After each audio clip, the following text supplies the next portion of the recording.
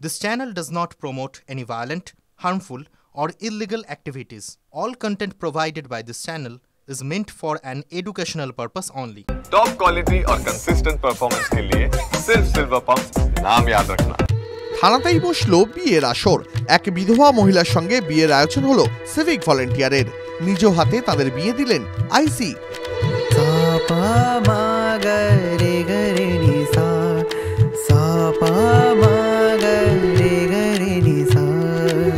এই ছবি দেখা গেল চাপড়া থানায়।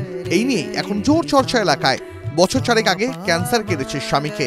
তারপর থেকে ছেলেকে নিয়ে একাই কোনো মতে সংসার চালাচ্ছিলেন মামনি ঘোষ। তার একটি ছেলে রয়েছে।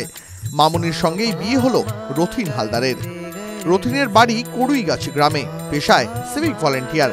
রথিনের সঙ্গেই মামনির বিয়ের উদ্যোগ নিলেন চাপড়া থানার আইসি অনিন্দ মুখোপাধ্যায়। নিজের হাতে আশীর্বাদও করলেন বর বউকে। থানা চত্বরে আয়োজন করা হয়েছে বিয়ের। আজকে আমাদের থানাতে মামনি ঘোষ এবং আমাদের যে সিভিক রথিন হালদার, এদের একটা বিয়ে সম্পন্ন হয়। 2021 সালে মামনি ঘোষের স্বামী ক্যান্সার আক্রান্ত হয়ে মারা যায়।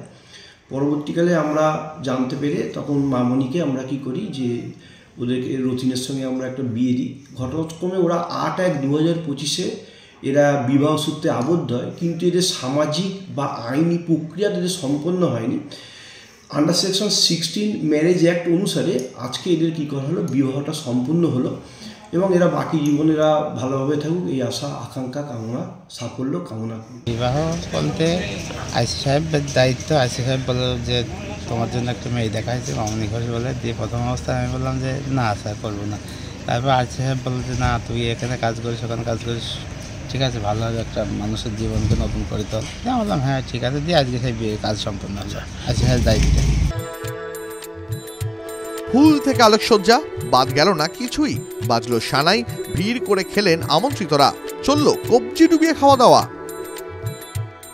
পুলিশের এই উদ্যোগের ভূয়সী প্রশংসাও করেছেন এলাকার মানুষ।